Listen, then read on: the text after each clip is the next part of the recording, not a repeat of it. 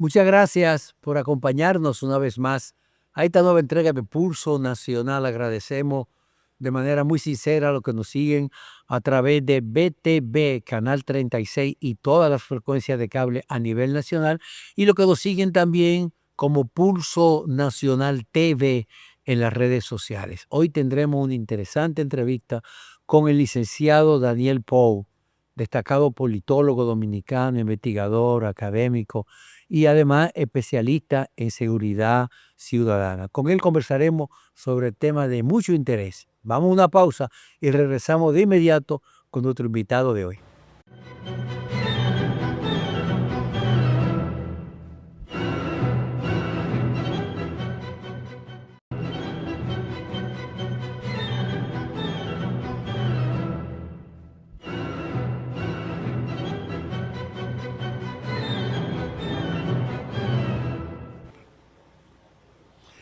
Agradecemos al politólogo Daniel Pou, destacado investigador, experto en seguridad social, aceptar nuestra invitación para conversar hoy en Pulso Nacional. Daniel Pou, Saludos, don mi Juan, querido amigo. y saludo a los seguidores de este programa, que yo sé que tiene una estela bastante amplia entre la población Y nacional. para nosotros siempre ha sido un placer y un privilegio contar con tu presencia, y eres de los nuestros invitados favoritos. Definitivamente, una de las características del dominicano, el dominicano es, por su propia naturaleza, es muy apasionado. Y una de las cosas que, además de la música, de la pelota, que más apasiona al dominicano es la política. Y nosotros quizá como país tenemos una característica, que es que la actividad política se prolonga en el tiempo. No hay un periodo de campaña, no hay un periodo, nada. La política termina un gobierno, al día siguiente ya están haciendo campaña, ya están en proceso proselitista. Como que no hay un descanso, no hay una pausa.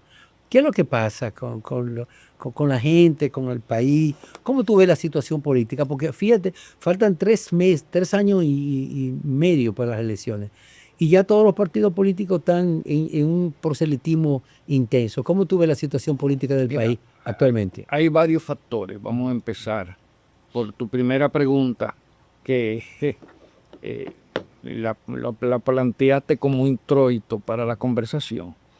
Y hay que empezar por un detalle muy particular. En República Dominicana, la política no está cifrada en propuestas, ni en planteamientos, ni en lineamientos políticos. La política dominicana está cifrada en hombres, en personas.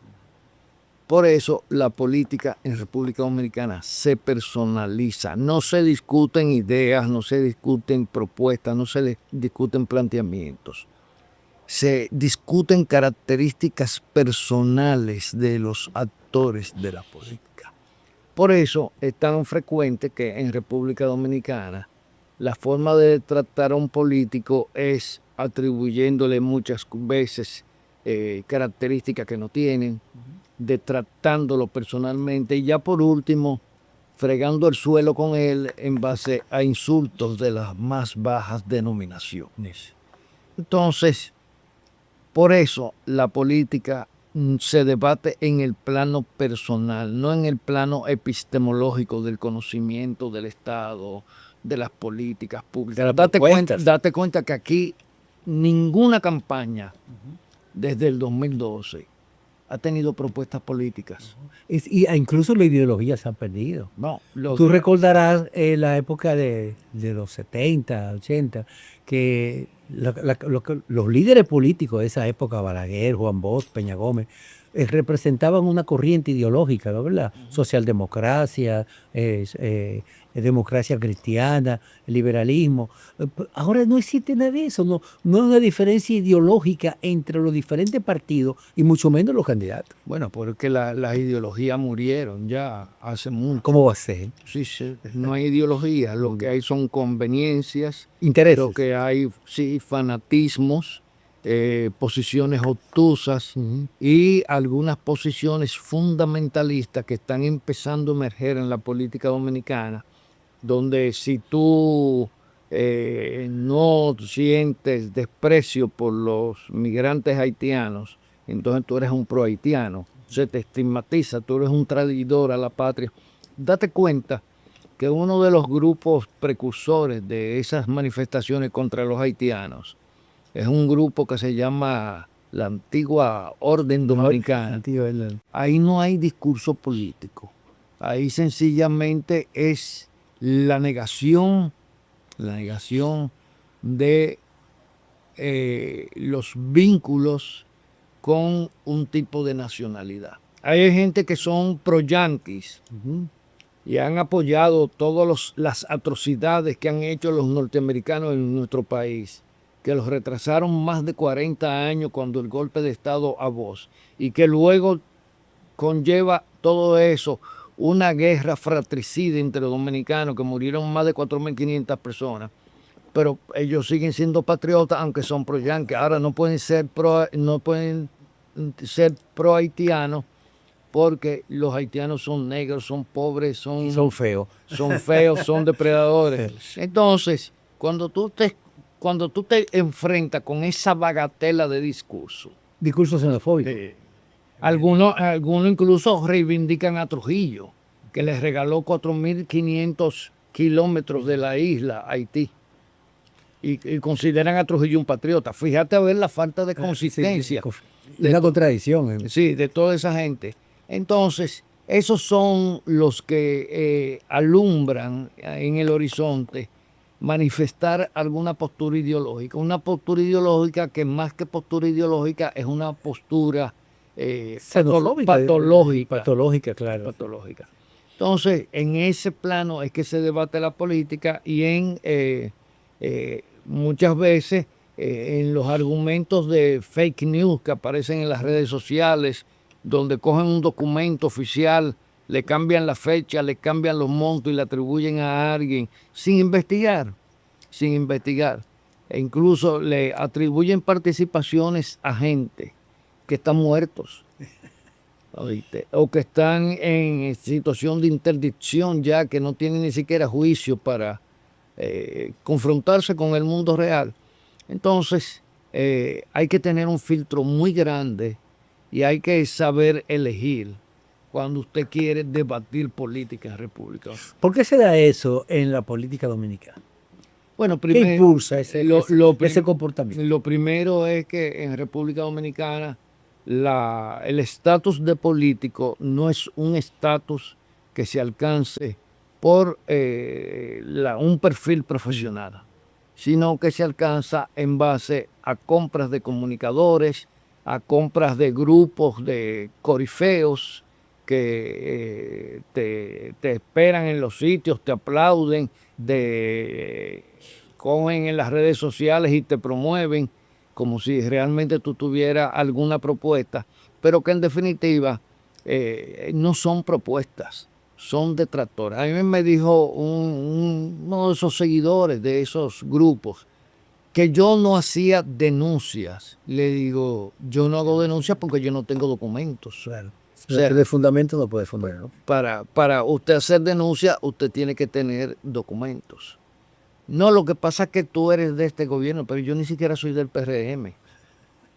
Yo llegué a una posición en el Estado ejecutiva que duré 1 año y medio y fue por recomendación de un organismo internacional.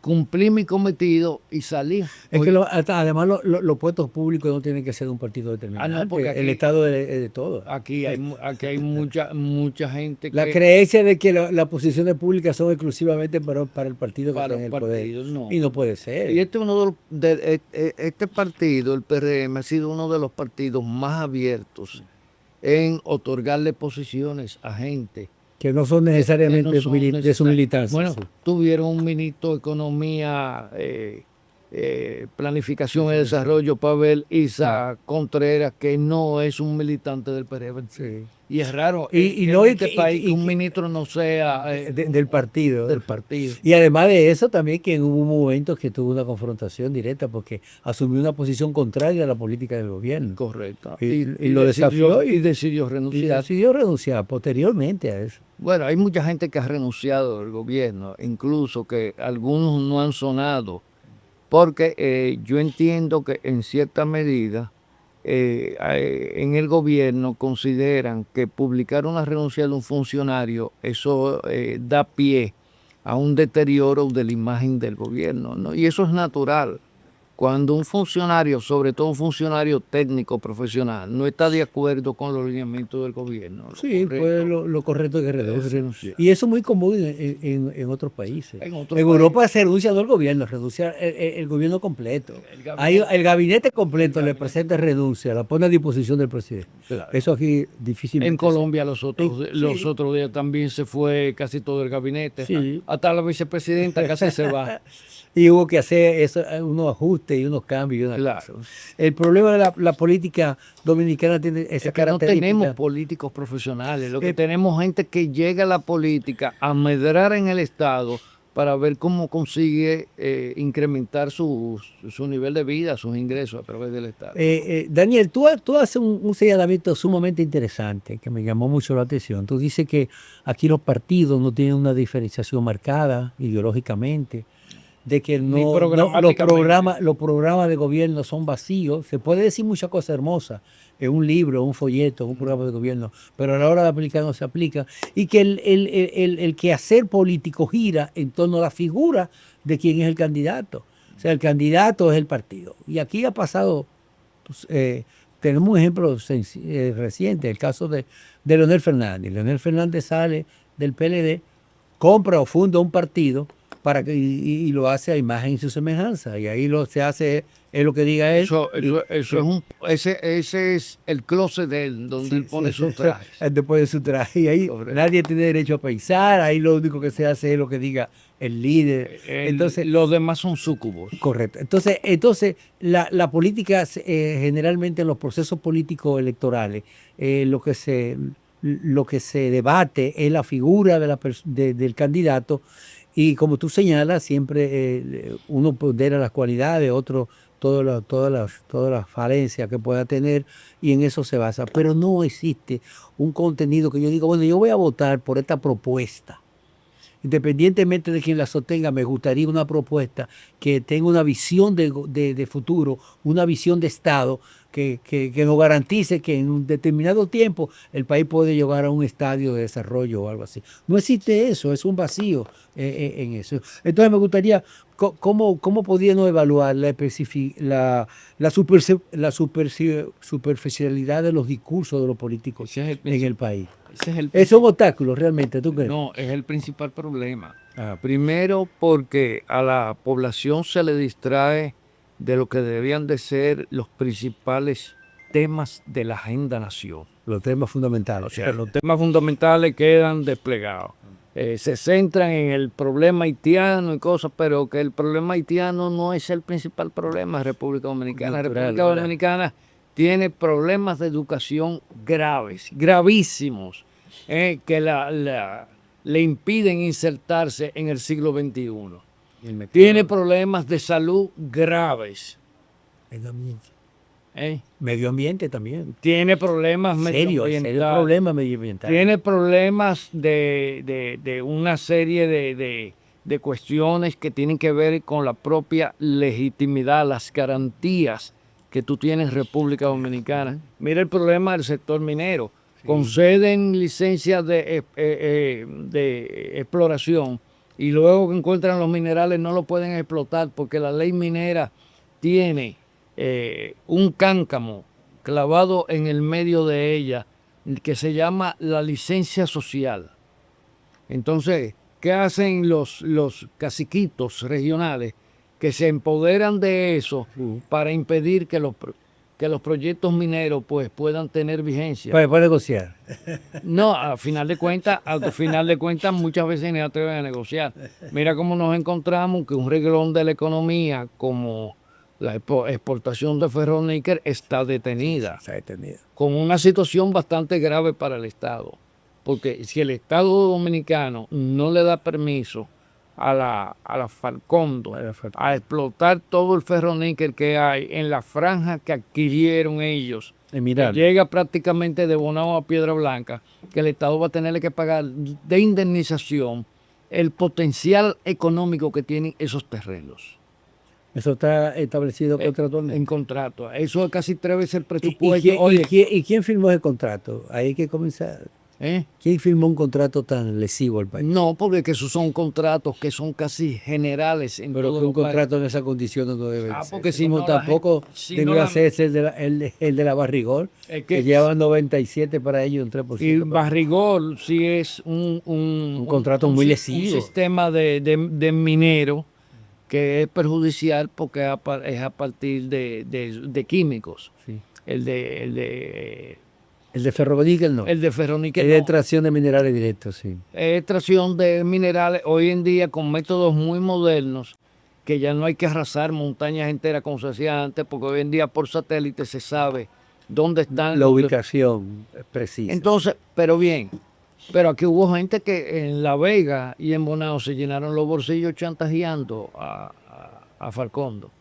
Bien, ahí está ahora mismo Bonao condenado a la inercia porque era la actividad productiva más importante de la provincia de Monseñor Noel. Hay una situación también que se creó en San Juan de la Maguana con la explotación con la mina de Romero. De Romero. La mina de Romero. Se hizo una mina muy importante. Muy importante. Una mina de oro que no es a cielo abierto. Sencillamente el oro está a unos 200 metros de profundidad. Y la empresa minera dijo, yo no lo voy a procesar aquí, yo me voy a llevar las rocas. Ustedes van a tener allá un representante del Estado Dominicano que va a cuantificar el oro que va a salir de la... porque un río se va a desviar. Una serie de hipótesis, de teorías, enarbolados por unos pseudocientíficos dominicanos, que al final de cuentas, cuando tú le preguntas, ¿cuál es tu especialidad? No, yo soy esto, pero eso no es... No tiene que ver nada con esta.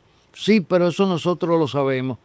En el caso de Falcondo, el asunto es peor, porque en Falcondo hay una auditoría pendiente que nunca se realizó del impacto medioambiental que se tendría si se explotaba Loma Miranda.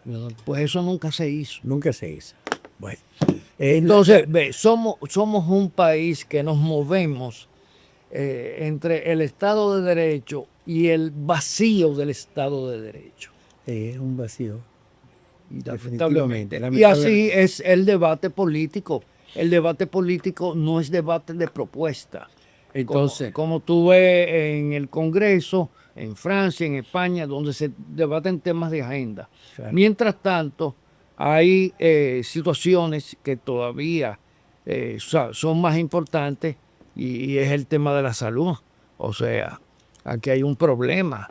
Aquí se estableció una seguridad social que la pagamos todos y cada uno de los dominicanos y resulta que la seguridad social tú la tienes que financiar con dinero extra, como me sucedió a mí recientemente, porque ellos no aceptan una intervención de alta tecnología porque eso ellos no lo cubren. No lo cubren. Me gustaría que tratáramos ese tema después de esta pausa. Vamos a una pausa y regresamos de inmediato con otro invitado.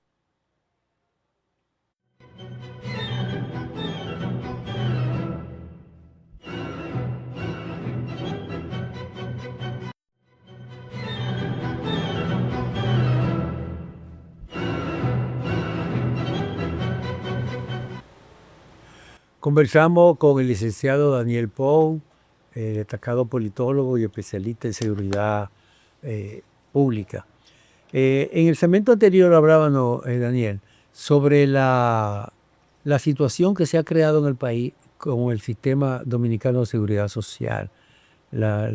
Se supone que uno de los pasos más trascendentales que se dio en los años al inicio del 2020 fue la creación de un sistema de seguridad social que iba a garantizar, iba a ser universal, iba a garantizar la salud a la población. Pero sin embargo, 21 años después, en la práctica, ha resultado que no es lo que la gente pensaba.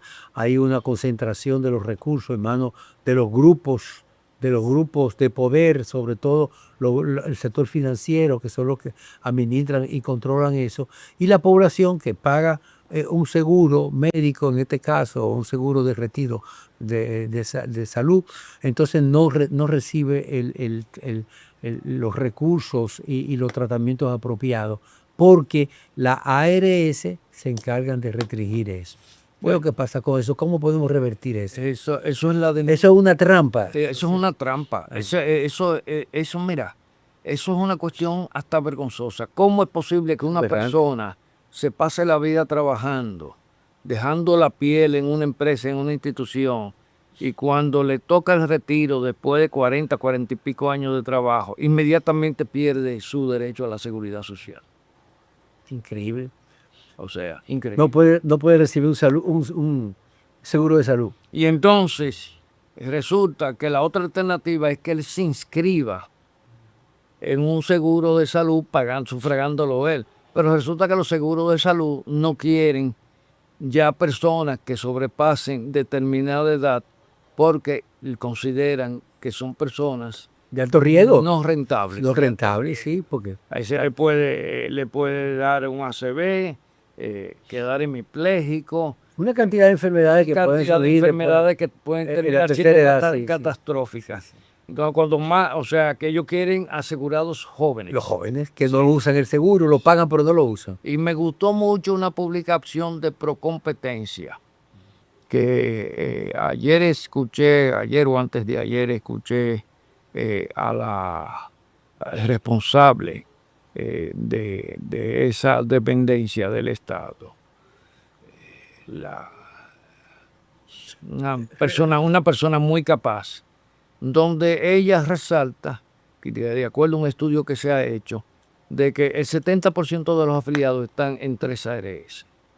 O sea, una tendencia oligopólica. Oligopólica, claro. Entonces, eso implica, primero, una ausencia de democracia, porque todo el mundo sabe que cuando el 70% de los afiliados están en 3 ARS, pues resulta que esas 3 ARS son las que determinan ya. Son las que ponen la regla de juego. La regla del juego, exacto. Y tú te das cuenta que... Y siempre en beneficio de ellos, en perjuicio de los usuarios. En el texto de la ley se postulan temas para regular la relación entre el asegurado y la ARS, pero en el terreno hay otros sofismas y hay otras medidas que se toman sobre la marcha, sobre todo cuando el asegurado se ve en una situación que no tiene disyuntiva, sí, someterse o litigar con las ARS. Entonces, o sea, y de hecho, cuando a ti te van a hacer una intervención quirúrgica, un tratamiento que requiere un cierto nivel de custodia hospitalaria, pues resulta que a ti nadie te dice cuánto tú vas a pagar de diferencia. O sea, no te establecen. No, ni te dicen que hay un presupuesto. Y resulta que el día que el paciente le dan de alta y tú vas, te tiran. Te sorprenden con eso. Ese glosario de pagos de diferencia, de pagos de cuestiones que no cubre el seguro, medicamentos que son muy modernos y esa molécula el seguro no la paga porque el seguro quiere que te pongan un genérico de eso que viene de la India, que tiene un nivel de falta de confiabilidad de más de un 30%, porque muchas veces las dosis no son exactas, la calidad de la molécula no es la calidad de la molécula original, y cuando te recetan un medicamento con una molécula muy moderna, esa no está en el catálogo de lo que cubre. Sí, pero esos son argumentos para desconocer el derecho y para ello reducir costos y ampliar su Por eso yo le dije. Entonces, ¿y cómo podría revertirse eso? ¿Qué podría hacerse? Porque eso no sucede solamente con esto, con los medicamentos. Cuando tú vas a una farmacia te dice eso no lo cubre, o eso no está en el plan, en el catálogo. Pero también cuando tú vas a una consulta que se supone que tú vas a una consulta y presentas tu carnet de miembro afiliado a una ARS, resulta que te cobran un copago. Un copago a veces tan alto que increíble, te cobran 4,000 y 5,000 pesos de copago pagando un seguro, aunque la ley dice que no puede exceder de 100 pesos. Mira, yo particularmente, la doctora que me atiende a mí, el tema cardiológico, yo le pago todo en efectivo, porque la diferencia entre lo que cuesta la consulta pagándola tú y pagando el copago es tan ínfima que yo prefiero tener el privilegio que ella me concede de atenderme en el horario que yo quiera. Y no previa someterse cita, y no tenerme que someter a que sigan llegando gente, porque hay gente que se va a las 6 de la mañana. Yo no tengo tiempo yo no tengo tiempo de irme a las 6 de la mañana a buscar un turno. Yo tengo muchas cosas que hacer en la mañana. Entonces yo prefiero pagar 2,000 pesos más y ya yo soy un paciente privado. Lo mismo que con los medicamentos. Con los medicamentos viene que te dan una receta el médico y tú dices, bueno, tengo medicamentos, déjame dejarla para el mes que viene. El mes que viene, cuando tú llegas, te dicen, no, y eso tiene más de 30 días. Entonces, tienes que volver donde el médico y pagarle un copago de una consulta. Una consulta para que te haga una indicación nueva. Que esa receta me dura para 2 meses. Porque lo que me asigna, el monto que me asigna el seguro, que creo que son 12,000 o 10,000 pesos. 12,000 pesos. Nada más da para comprar 2 cajas del medicamento. Entonces, ellos te dicen, no, pero tómate un genérico. No, es que lo que pasamos por genéricos, sabemos porque hay muchos de esos genéricos que no son bioequivalentes, o sea, que no se comparan con la molécula original. Un antihipertensivo de molécula moderna cuesta 100 veces lo que cuesta un genérico. Sí, claro, por supuesto. Entonces todos hemos caído en una trampa.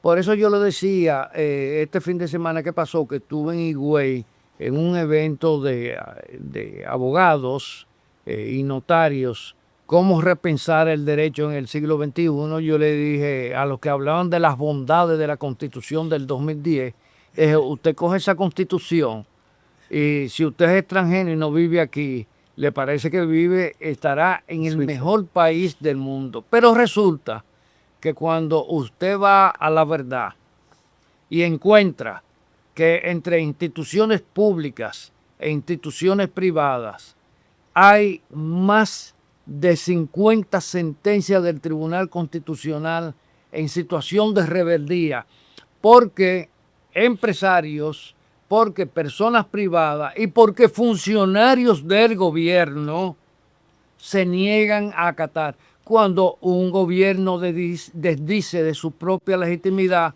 estamos en un caso crítico. ¿Dónde está la seguridad jurídica? Por ejemplo, la policía tenía 25 sentencias desacatadas del Tribunal Constitucional. La Policía Nacional, que se llama la institución del orden, y que hablan tanto de la Constitución y las leyes, y ellos desacatan 25. Hay un proceso de reforma en la policía. ¿Cómo bueno, eso yo no sé en qué anda. No he visto un documento de eso. Pero hay cambios, tienen un uniforme nuevo, entrenamiento. Pero eso son cambios administrativos y cambios de algunas técnicas policiales. Pero la esencia de la policía, que es la institución que acumula más poder en todo el espectro institucional del Estado Dominicano, eso no se ha tocado, eso es otro tema. Por eso yo desde el inicio le pedí al presidente que la policía se interviniera. Sí, hay quienes sugerían que lo que había que hacer era refundar la policía, hacer una policía nueva, empezar de cero. Bueno, esa fue una propuesta que se... Dejar a la policía como estaba y crear un cuerpo policial paralelo que sustituya que... Esa propuesta no es nueva, esa propuesta la llevamos desde Flaxo en el año 2003. ¿2003? 2003, cuando en Flaxo se hizo un estudio de la policía en el que yo participé junto con otras personas, que no los voy a mencionar porque después dicen que yo discrimino, a veces no me acuerdo de todo el que estaba. Bueno, yo participé y lo que se planteó fue una policía de relevo, ir liquidando la vieja policía para poner en vigencia la nueva policía. ¿Por qué?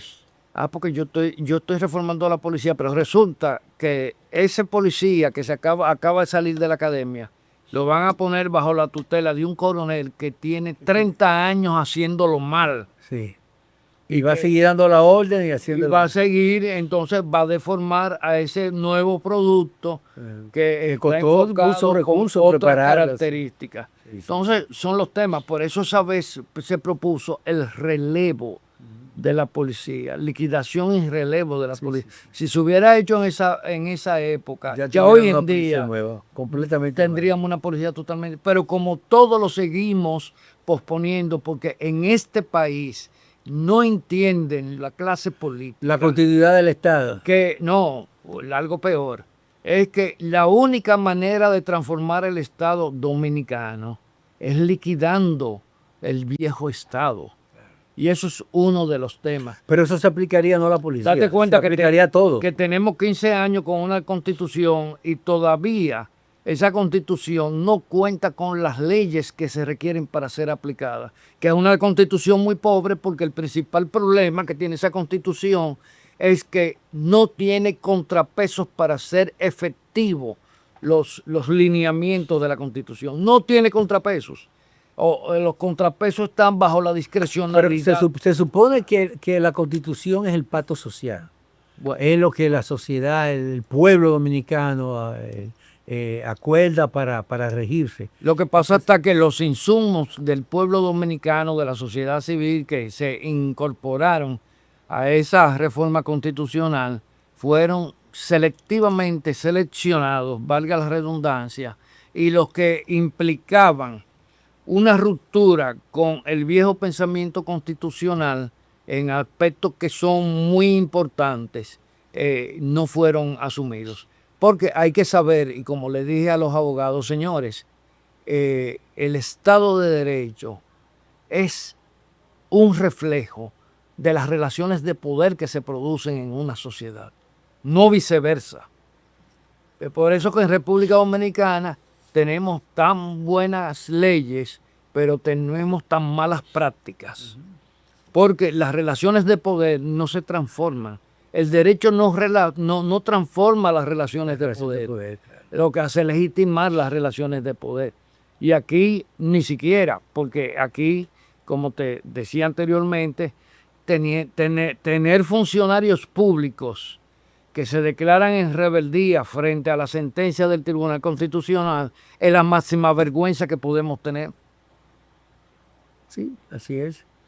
Un ejemplo realmente... Entonces tenemos una clase política promoviendo detrás de algunos colegas suyos que dicen ser comunicadores y dicen que son colegas suyos. Usted es un periodista profesional, pero esos son gente enganchada. Entonces, promoviendo temas de distracción para que los temas reales no sean abordados por la población. no sean abordados por la población.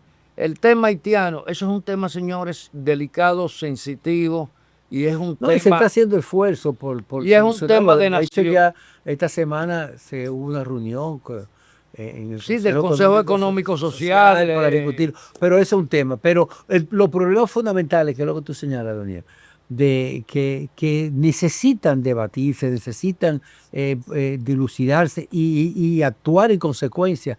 Porque qué tan difícil se hace para la clase política dominicana consensuar, identificar lo que podría ser un desafío, cómo enfrentar los problemas, hacer un pacto de nación, un compromiso, independientemente de qué partido gobierne, o que lo lleve como se hizo en España, con el pacto de la Moncloa, y otros países, otras sociedades que han hecho eso. ¿Por qué no podemos hacer los dominicanos eso? Mira, con esto nos vamos a regir, no importa quién sea el gobierno. Eso es el plan para 30 años, a 10 años. Eso se logró con una clase política profesional. Pero aquí lo que tenemos, la mayoría son malandrines que andan detrás de cuotas de poder. Ese es el problema. Comenzando por el Congreso Nacional. Los diputados y senadores que son banqueros de apuestas banqueros, gaseros, traficantes de prostitución, etcétera, etcétera. Pero lo primero que tú coges es el espectro de partido en República Dominicana. Aquí hay partidos que yo no recuerdo que hayan llevado un candidato a la presidencia. Ellos siempre andan colgados de uno de los partidos grandes. Eso es lo que llamaban los partidos bisagra. Los partidos bisagra. Y todavía siguen consumiendo presupuesto. Pero en este país hay 35 partidos políticos reconocidos. Sí. Y eso que la Junta desestimó alrededor de 100. Y eso sería para la próxima. Y eso, ahora viene. Ahora hay un problema grave, Daniel. Ahora viene la candidatura independiente. Que están temblando porque si las candidaturas independientes logran perfilarse con vigor, con robustez, con fuerza, se va a romper el monopolio. Pero hay un aspecto importante que debe tomarse en cuenta. Tú hablas ahora mismo que los partidos políticos, al no tener una oferta ideológica programática, se fundamenta, se basa en la figura del candidato a la hora que surjan candidaturas independientes que no necesiten de la plataforma de los partidos políticos. Por eso era oposición de esos partidos políticos al surgimiento de la candidatura independiente, porque sería una competencia muy cerrada en estos casos. Mira, están haciendo... ¿Cómo tú evalúas eso? Sí, porque han hecho a punto toda la traba. Sí.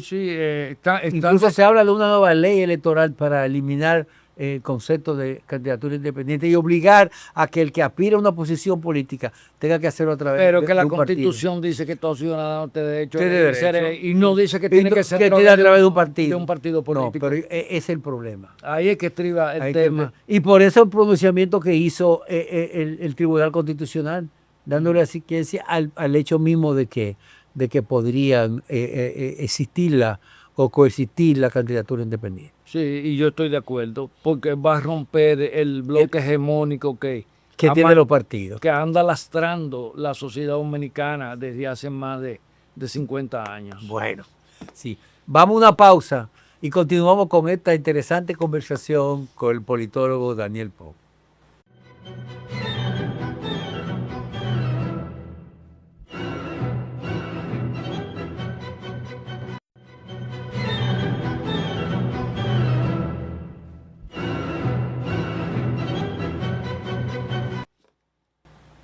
Conversamos con el licenciado Daniel Pou, politólogo y especialista en seguridad ciudadana.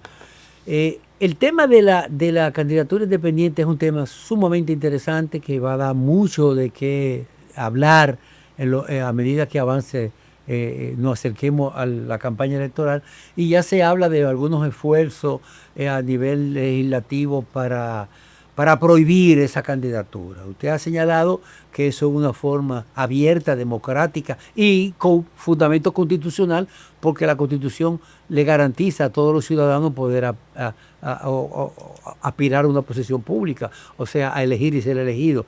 Entonces, en ese sentido, los partidos políticos quieren mantener su control social y tratan todos los esfuerzos por impedir el surgimiento de candidaturas independientes.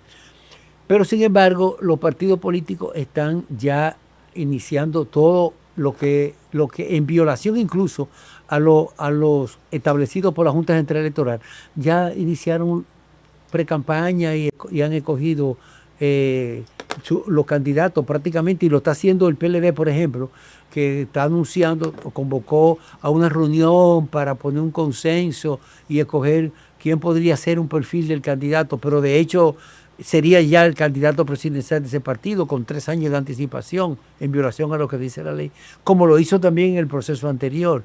Ya el PLD, por su parte, ya el partido Fuerza del Pueblo ya tiene su candidato, indiscutible, Leonel Fernández. Y algo ocurre también en el partido de gobierno, el Partido Revolucionario Moderno, donde hay varios precandidatos. ¿Quién será el próximo presidente de la República? Bueno, don Osvaldo, si yo le pudiera responder esa pregunta, yo sería el genio más grande de la politología universal. Primero, por el perfil. Si por algo hoy en día se destacan los que se rumoran que podrían ir como candidatos a la presidencia de la República para el 2022. En el caso del PRM podría ser una mujer. O por eso no. Podría ser. ¿Hay condiciones aquí para que una mujer vote? Sí, perfecto. Pero hay dos precandidaturas en ese partido. Está la de Carolina Mejía, la hija de Hipólito Mejía, Ajá. y la vicepresidenta. Lo que sucede... ¿Cuál sería el perfil de cada una, ¿Eh? con los sectores de... No, lo que sucede está que la vicepresidenta tiene Raquel Peña. un respaldo, doña Raquel Peña, que Carolina no tiene. Ajá. ¿Y a quién encarna la señora vicepresidenta de la República? La señora vicepresidenta de la República no es una señora que la sacaron de Lucamaima para ponerla al lado de Luis Abinader. Sector empresarial de Santiago. Ella es Poderoso, representante de grupos muy poderosos del empresariado, Del sectores Cibao, sociales y sectores religiosos de que tiene un peso muy... que tienen un peso en esta sociedad bastante significativo. Y aparte de eso, ella ha demostrado ser una persona con una capacidad de manejo increíble de los temas de Estado, porque es una persona sobria, sosegada, no conflictiva, ecuánime. No, ella no se abre frente necesariamente porque ella sabe que las salvas no se responden con artillería. Déjala que suenen. O sea, las salvas solamente... Y ha demostrado eficiencia también. Ahora, ¿qué es lo que se poseo. dice? Que si ella es la candidata del PRM, el PRM se divide. Porque en el PRM todo el mundo cree que es presidenciable. Y deben de entender que lo que sucedió con Luis Abinader, que era un outsider de la política, y se convierte en el presidente de la República, no se va a repetir necesariamente de nuevo. Y de eso deben de entenderlo esos jóvenes que están en un afán. Le puede pasar como a Sísifo, ¿oíste? En un afán desmedido, y podrían terminar en la barca de Caronte, paseándose por los anillos del infierno, como dice la Divina Comedia, y quedarían achicharrados políticamente. Que esperen su momento. Y aparte de eso, deben de entender que ser buen funcionario del gobierno no significa que usted puede ser presidente. O sea, ser presidente es el eslabón más alto de la cadena de ascenso al poder. Y usted no puede pasar de un eslabón intermedio al más alto. Sobre todo cuando usted no tiene ni la proyección. Puede tener proyección, no es lo mismo que popularidad. Usted puede tener popularidad como tiene David Collado. Ahora, proyección como hombre de Estado, no lo tiene. En todo ese grupo de oferentes que yo veo ahí en el PRM, no veo a ninguno con la proyección para hombre de Estado, salvo uno que está muy tranquilo, que sí tiene un perfil, pero él está a buen recaudo. Ha habido una nueva generación en ese partido, de relevo de los dirigentes políticos tradicionales que venían arrastrándose del PRD, porque sí. El PRM no es más que una extensión del PRD, sí, lo que era el PRD aquella época. Todos esos dirigentes han sido relevantes, pero estos jóvenes no tienen condiciones como para llegar a... Porque no tienen una trayectoria, es que ellos quieren llegar al cielo sin haber pasado por las nubes. Porque hay circunstancias en que... Y para pasar por las nubes hay que mojarse. Sí, porque hay algunas circunstancias especiales, coyunturales, que podrían provocar eso. Como el caso que le sucedió a Leonel Fernández, en una coyuntura muy particular de una gran crisis. Balaguer y Juan Bosch le levantaron la mano y lo hicieron sin ocupar ninguna posición pública. No. Pero es un caso muy excepcional. Caso muy excepcional. Como un caso excepcional podría considerarse y una gran revelación para el país lo que pasó con la figura del presidente Luis Abinader. Luis Abinader parecía un muchacho, un profesional, un político sin mayor experiencia que quería aspirar a un cargo importante como la presidencia de la República. Incluso era hasta ciertamente tímido, le decían hasta un apodo que era como una tallota, que era insípido. Sí, pero, sin embargo, cuando asume demuestra que tenía condiciones excepcionales. Bueno, pero tú- Y se impuso, creó un estilo y logró no tan solo hacer una buena gestión de gobierno, sino que logró reelegirse. No. Pero esos son casos Y excepcionales. fue un outsider que hizo una jugada maestra. Claro, claro. Oye, sí, sí, sí. prescindió del PRD Sí, sí. para despojarse de Miguel Vargas Maldonado.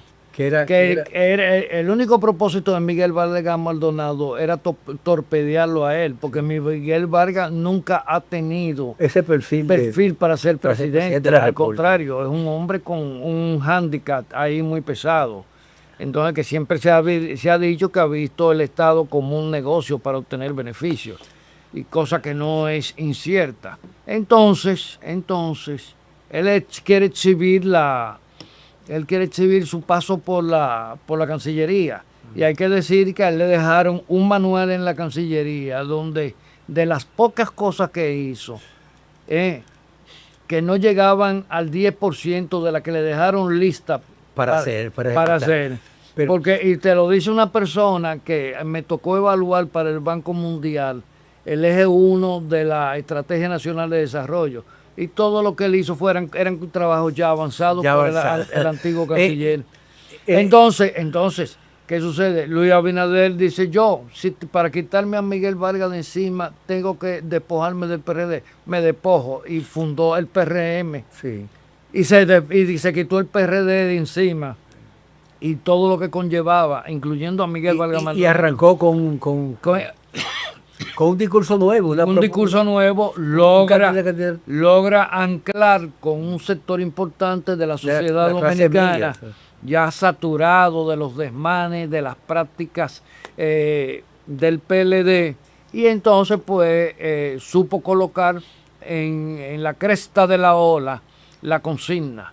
Era salir del PLD a toda costa. Daniel, lamentablemente tenemos que dar por concluida esta entrevista, se nos agotó el tiempo, pero me gustaría al finalizar hacer un análisis bien breve, quizá en un minuto, el del perfil de los candidatos ahora mismo. En el caso del PLD, se perfila a Francisco Javier García como el candidato que podía presentarse. En la Fuerza del Pueblo sería indiscutiblemente Leonel Fernández, aunque está promoviendo a su hijo. En el caso del PRM, ¿quién tú crees de los precandidatos que tiene el mejor perfil para ocupar la posición? Tú ponderaste muy bien a la vicepresidenta de la República. Es una muy buena candidata. ¿Y de los hombres que aspiran? Yo prefiero no mencionar. No mencioné. Bueno, muchas gracias, Daniel Pou, por tu participación hoy con nosotros. Y a ustedes, amigos, le agradecemos su sintonía y le invitamos a encontrarnos en otra entrega de Pulso Nacional.